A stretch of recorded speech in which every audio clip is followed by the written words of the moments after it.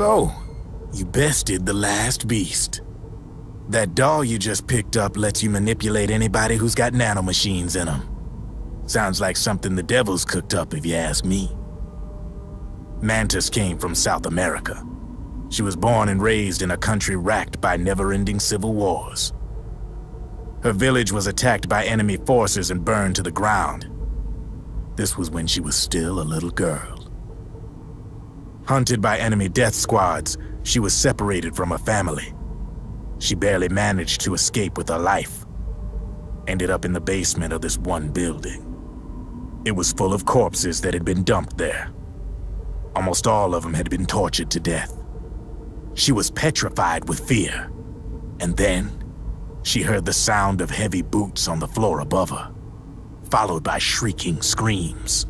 The kind that would make every hair on your body stand straight up.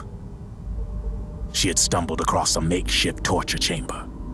Somebody'd locked the door, and she was trapped.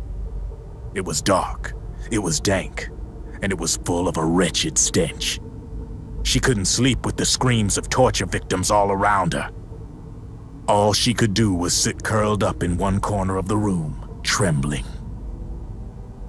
A week passed, then 10 days. She managed to keep hydrated by drinking the filthy water pooled up on the floor, but there was no food. Being trapped in that kind of place, half crazy from hunger, did a serious number on her mind. Did you know female mantises eat their mates? The screams went on day and night. She covered her ears, but it didn't help.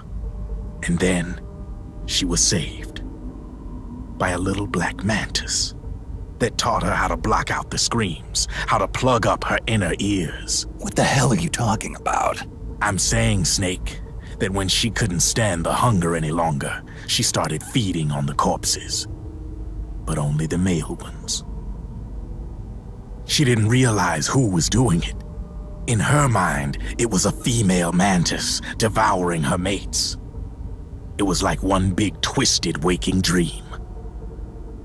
There was no mantis, of course. It was all a hallucination. Nothing more than some story spun by another person she'd created inside. Her unstable mind was what made her so vulnerable. Later, they ripped out what was left of her psyche with drugs and hypnosis and implanted the persona of Psycho Mantis. It wasn't her will that controlled the B&Bs.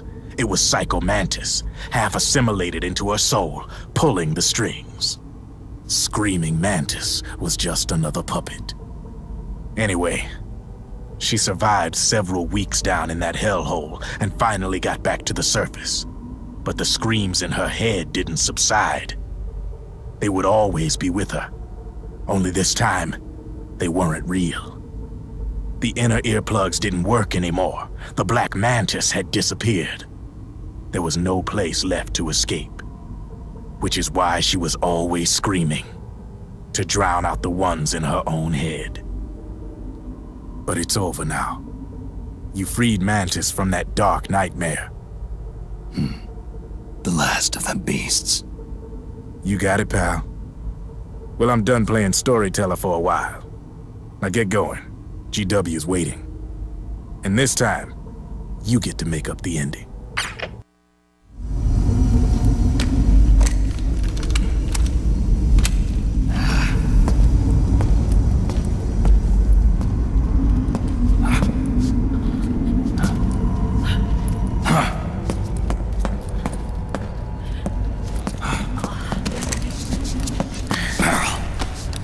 Snake.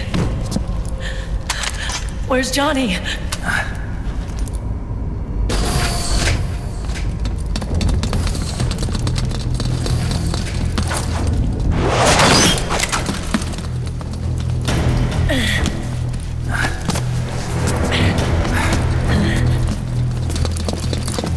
They're here.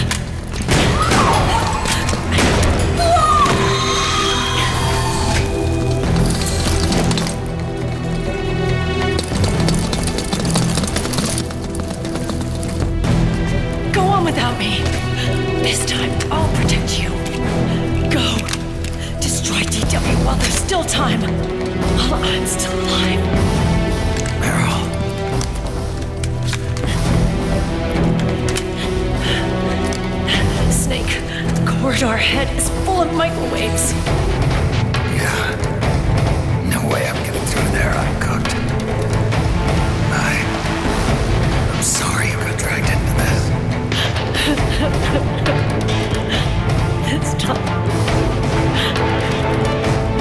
I've got your back. We'll meet again on the other side. Go! Hurry!